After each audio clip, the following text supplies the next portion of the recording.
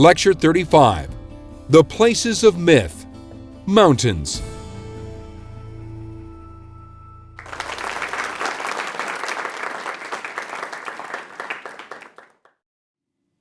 In our last lecture, we started looking at sacred places in world mythology. We looked last time at some rocks and a lake from the Hebrew, Australian, and Tibetan cultures. This time, we'll take a look at what has to be the most important single category of sacred places, and that's mountains. This time, we will be looking at mountains from the Middle East to Native America to Tibet to China to show the importance of mountains in the mythologies of virtually all peoples, especially peoples who live close to mountains. Mountains are the highest places on earth, and thus they share some of the values of heaven. Values like transcendence or being on high or vertical or supreme. Mountains almost automatically become the homes of the gods for people who have mountains in the area. Each mountain becomes, for the people who live near it, an axis mundi, which we talked about last time. And most people also understand that the pole star is located directly over that important mountain to show that that mountain is the dead center of the universe, the navel of the world, the place where the past, the present, and the future, where the divine and the ordinary can intersect, and thus redeem the ordinary, the profane, and make it meaningful and significant.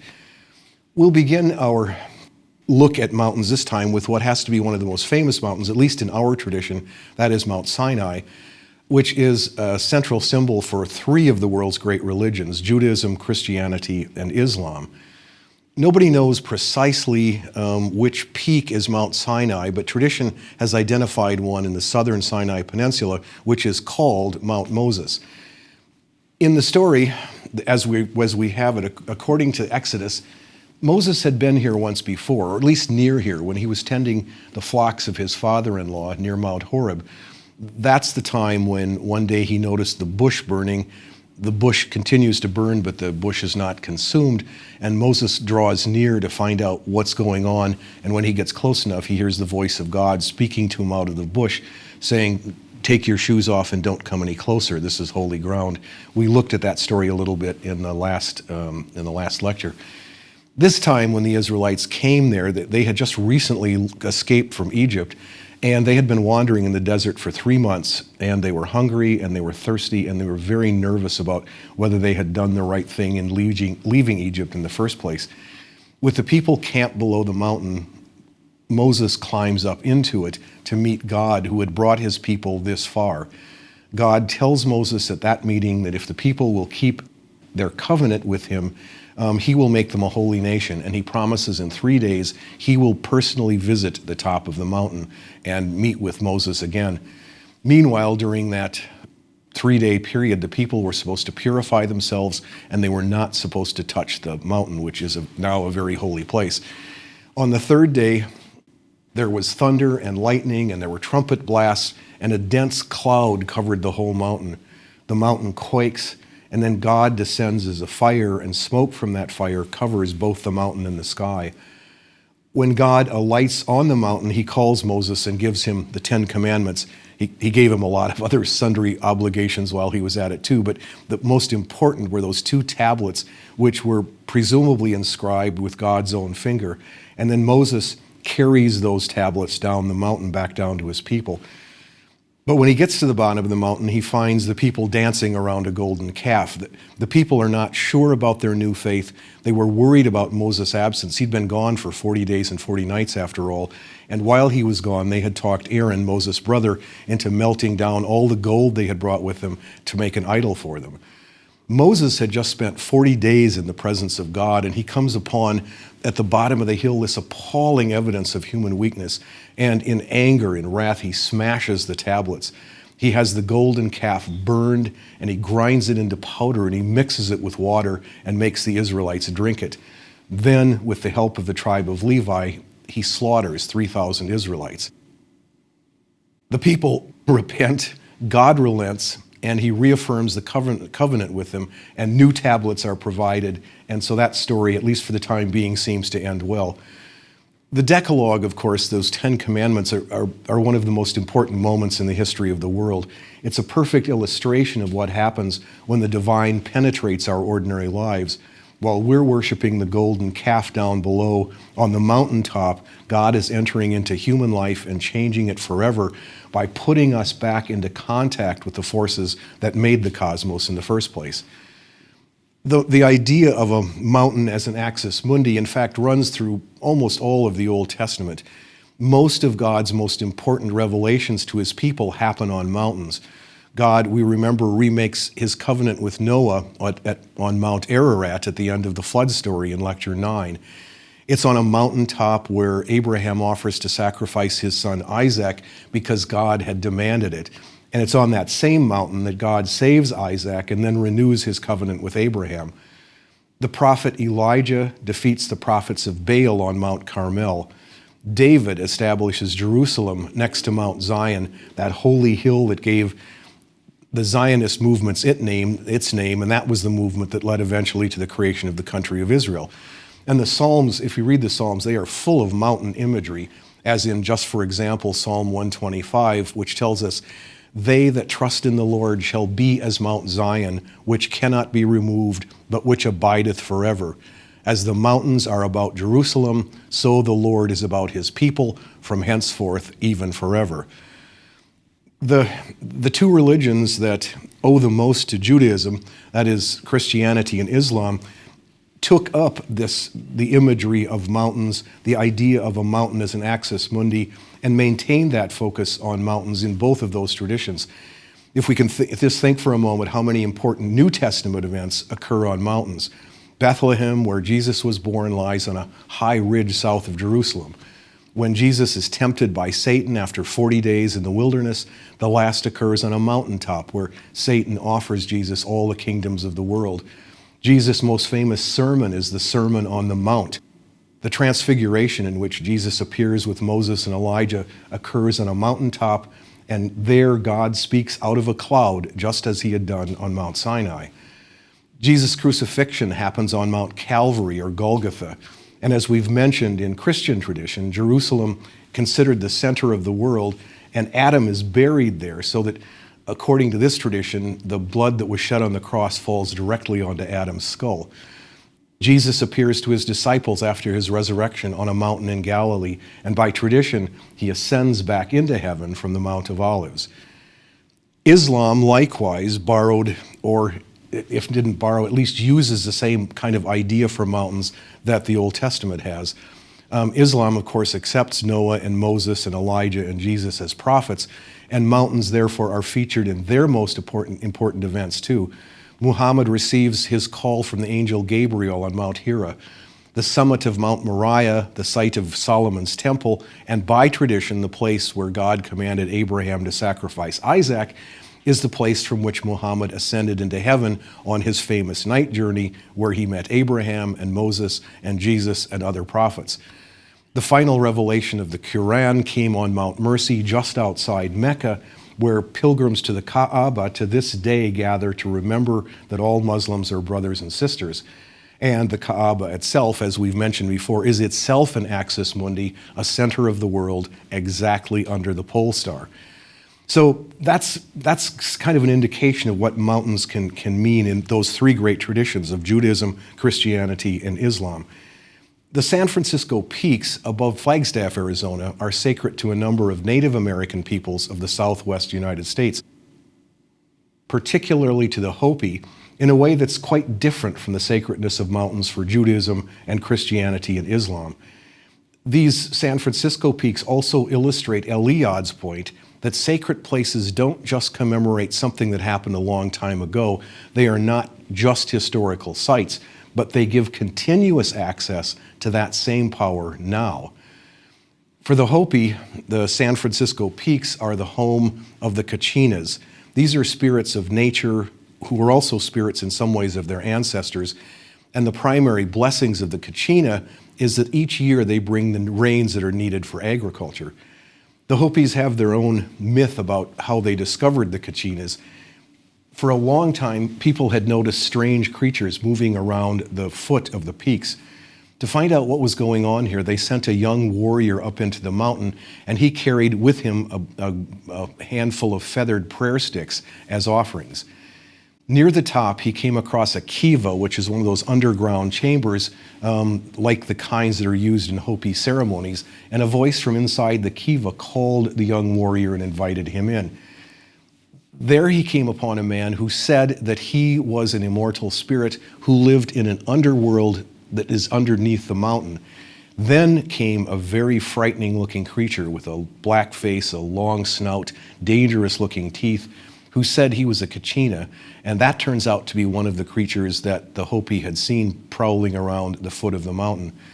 The warrior gave him some prayer sticks, which pleased the kachina, and after they had their long interview, the kachina said that from now on the kachinas would form rain-bearing clouds over the tops of those mountains when the people prayed to them and offered them prayer sticks. From then on, the San Francisco Peaks have become sacred, a sacred place for these people, as sacred to them as a church or a temple might be in another tradition. The mountain, according to the Hopi, the mountain itself contains an opening that leads down to the heavenly underworld where the ancestors live. They emerge from that opening certain times of the year, and they return at certain times based on the agricultural calendar. When they return, because they are also spirits of the ancestors, they can carry messages from the living to the dead ancestors who live there. According to the story that the young warrior was told, the kachinas started out living among the people, but there came a time when they were no longer shown proper respect, so they withdrew. So they now no longer appear in bodily form. From that time on, the Hopis have to have held ceremonies to honor the kachinas to make sure they're not offended again. And secondly, because the kachinas are not in bodily form, they have to provide the bodies for the kachinas when they appear.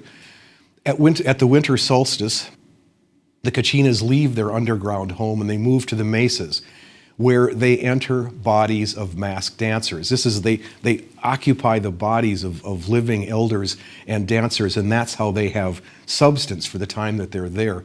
When they arrive, they bring the rains. They can be seen, and you know when the kachinas are coming down because they can be seen forming rain clouds on the mountaintop, and then they come marching down to join the annual ceremonies in their honor.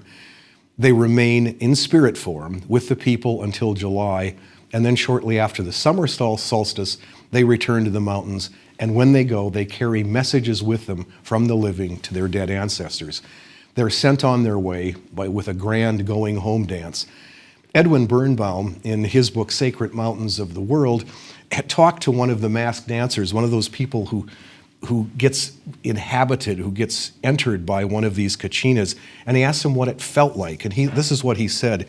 He says, "When I put on the mask and start to dance, I feel something enter me, and I am no longer myself. I become someone else.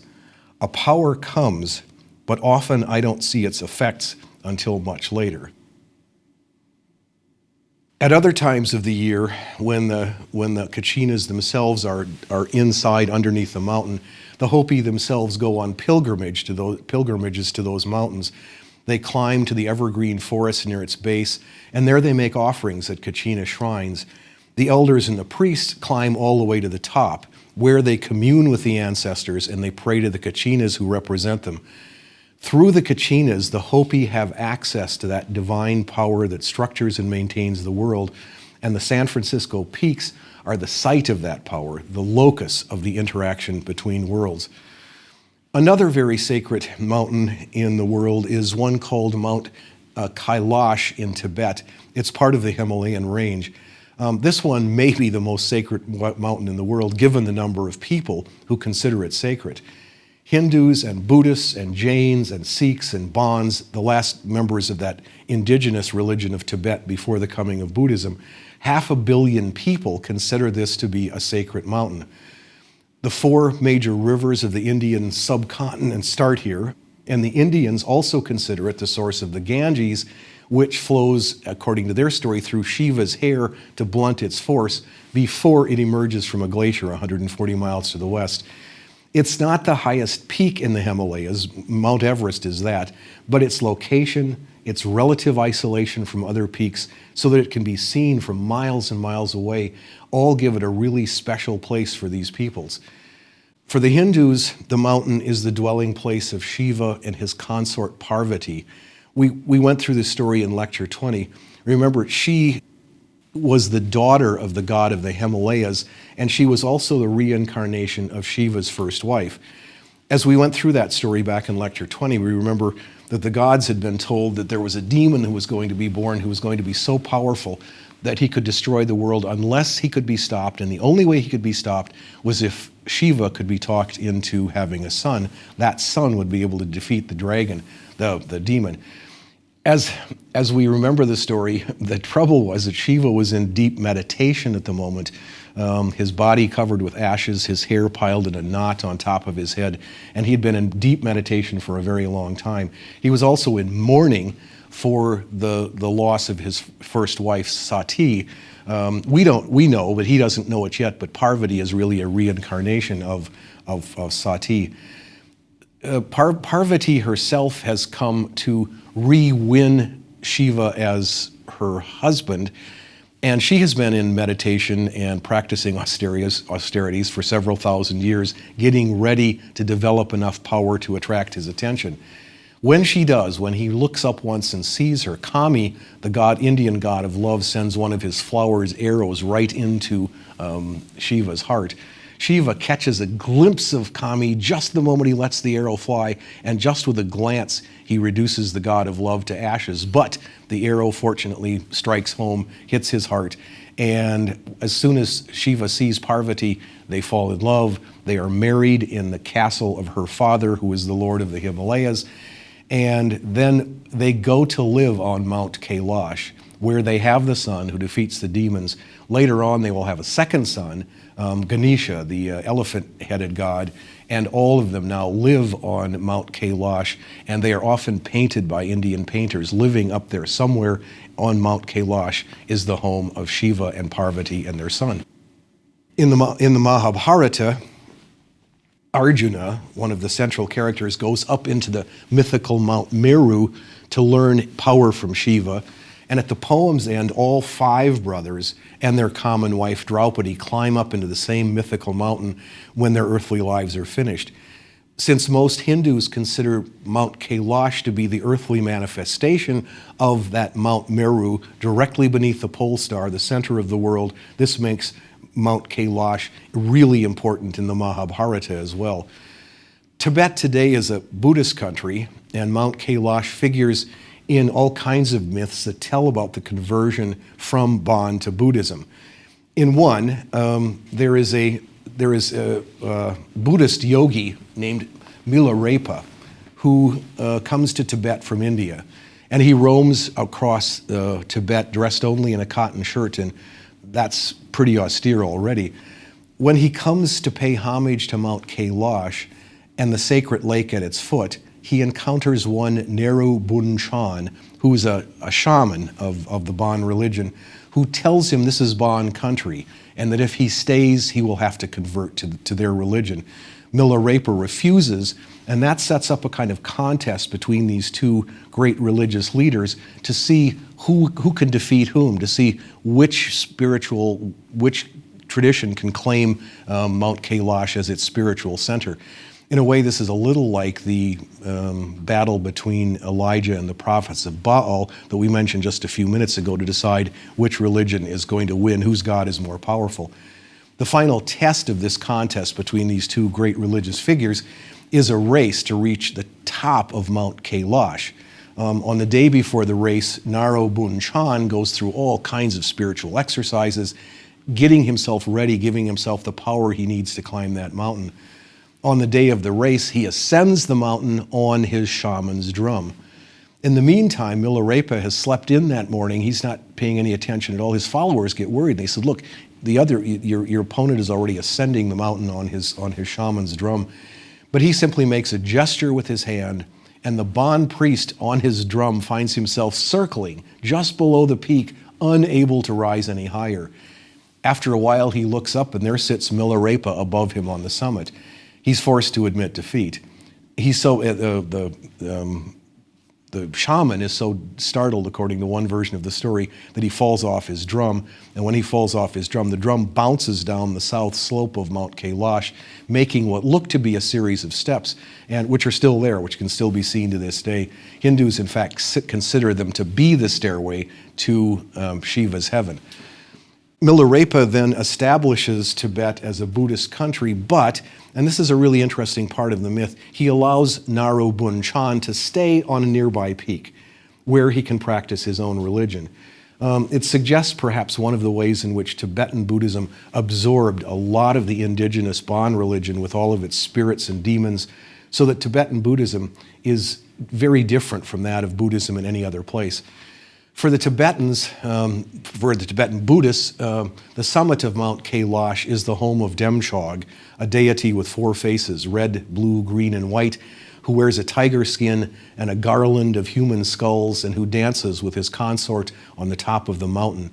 His name means something like one of supreme bliss, and the dance that he dances with his consort is the realization of ultimate reality. The peak is also, according to the Buddhists, the home of 500 Buddhist saints who have achieved nirvana, and some people have claimed to actually be able to hear those 500 priests chanting from the top of the mountain in the clear Tibetan air. For both Buddhists and Hindus, the mountain is the site of the most sacred pilgrimage possible. The idea is to go there, take the 32-mile walk around its circuit. For Buddhists, completing that circuit once atones for the sins of a lifetime. Doing that circuit 108 times achieves nirvana immediately. But for all of the benefits it can confer, this may be one of the least visited sacred mountains in the world. It's extraordinarily difficult to get there. Throughout much of Tibet history, outsiders haven't been very welcome. And each year, quite a large number of pilgrims die either getting there or on the circumambulation itself, the highest point of which is 19,000 feet above sea level. And perhaps for these reasons, the place has always seemed almost tangibly holy to people who have visited it. Birnbaum gives his account of his visit to Mount Kailash, and it's a beautiful description. This is what he says he felt when he visited this. He said, in 1988, I went to the sacred mountain. Late in the afternoon, 3 of us climbed up a ridge for the view of the south face with its stairway leading to heaven. Polished to a smooth finish by wind and sun, the white dome of Kailash gleamed against the sky, amazingly pure in the simplicity of its form. The wind came up, ripping at our faces, and my companions decided to go down. It was autumn and very cold. I stayed alone to watch the mountain turn orange and red in the sunset. As shadows deepened behind the peak, I began to fear that I had lingered too long. But something kept me there to see the last ray of the sun flare gold on the summit. Then, no longer anxious but strangely excited, I started down in the twilight, suspended in the sky over the darkening plain of Barka and the waters of Lake Manasarovar, and the snows of the Himalayas glimmering blue in the distance. That lake, by the way, is a sacred lake as well. Some of the ashes of Mahatma Gandhi were scattered there at his request after his assassination. Birnbaum goes on, I felt as I had 20 years before when I first went to Nepal and stayed alone high on a ridge to watch Mount Everest fade in the sunset, open and free.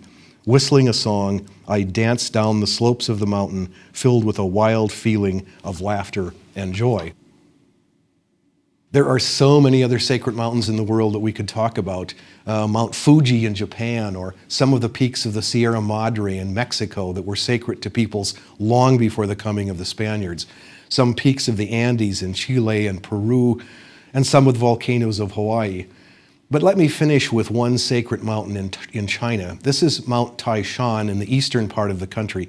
It's not the highest point in China, and it is far more humanized, to use Birnbaum's term, than, say, the pristine mountains of the Himalayas. This mountain is, in fact, dotted with 1,000 years of religious devotion. There are 7,000 steps that lead upward from the Taiyan, the city of peace at the bottom, to the temple of the Jade Emperor at the very top. In between, the slopes are covered with shrines and temples and inns and booths selling food and religious supplies. And every ridge, every tree, every boulder has its own name by this time. It has been visited so often. There's one great slab of rock covering an entire hillside that has been inscribed with the Diamond Sutra, which is a Buddhist text that reminds travelers of the passing nature of reality, which is symbolized as you climb by the vast expanse of blue sky overhead. Chinese emperors have offered sacrifices at the bottom of the mountain and then climbed to the top and offered sacrifices there and have built temples all the way along the stairway to the summit. The mountain became so important that the Chinese came to believe that souls who died would assemble just below the highest peak, where Taishan himself would pass judgment. Eventually, that deity of the mountain came to be thought to preside over everything that happens in life from the time one is born till the time one dies. Birnbaum says that until the communist revolution of 1949, every village of any importance had a temple dedicated to the ruler of this sacred mountain, and one of the largest temples in Beijing was dedicated to him. For 4,000 years, pilgrims of all stations and classes have come to pay homage. Before the communist revolution, at the height of the pilgrimage season, which happened about March and April, about 10,000 people each day would climb those 7,000 steps to receive blessings. Birnbaum says that today it's primarily a tourist site, but all of the temples and shrines built along the way still gives it a resonance beyond that of simple tourism. The pilgrimage route passes through 3 heavenly gates, each one marking an entrance to a more sacred zone. The first gate at the bottom, where the pilgrim leaves the mundane world behind, begins the ascent. Halfway up, there's a second gate, after which the climb becomes much more difficult. The path then plunges into what's called the mouth of the dragon and then twists up to the summit. The last part of the climb is 1,000 steps, which ends at the south gate of heaven, which is a red arch with a golden roof. Birnbaum says that once you're here, the view is so awesome that one can understand how it can reduce the entire human world below to illusion, to nothing, the way the Buddhists understand it. Just below the summit, there is a temple of the Princess of Azure Clouds. She's the daughter of Taishan, and she's the goddess of dawn. In the past, mothers of daughters who couldn't conceive have climbed here to pray for grandchildren. Dawn's 2 attendants can cure blindness and other childhood diseases, so others came to offer sacrifices and to pray to them there. On the summit is the Temple of the Jade Emperor, the heavenly ruler of the world, where emperors and peasants have been coming for 4,000 years to make contact with the power that once created the universe and is still accessible to those who find their way to this axis mundi. Let me end all of this with a Chinese fairy tale to illustrate the power of mountains. This one is set not in Taishan, but in the Yangshu Mountains in southeast China. The story concerns a young man, poor young man, named Ko Li, who lives with his mother. One day, a hungry, poor, frail old man comes to their door, and they take pity on him, they feed him, they take him in, they allow him to warm himself. And then, when he has eaten, he seems so frail, so feeble, that the young man offers to carry him home.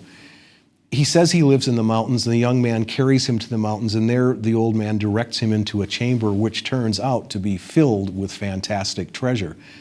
He says that the young boy and his mother have been so kind to him. He said, I want you to just take anything you want, any of the treasures in here, take whatever you want and take it with you. Of all things, Ko Li chooses a stone grinder, which he says will help him and his mother make a living. It turns out to be a magic grinder. It produces corn whenever the lid is turned.